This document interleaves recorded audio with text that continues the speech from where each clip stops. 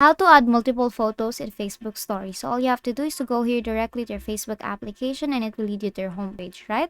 Now on the upper part, you'll see stories there. If you tap on this, you'll see create a story. Then tap on create story there. And here you'll be led to your camera roll or specific folders if you want to add pictures there. Now all you have to do is to look for the image that you want to add. For example, this image.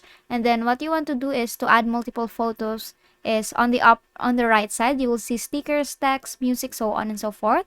Tap on stickers there, and here you will see these options, and you will see a circle there that has an image icon. Tap on that, and here you'll be led again to your camera roll where you can add multiple photos.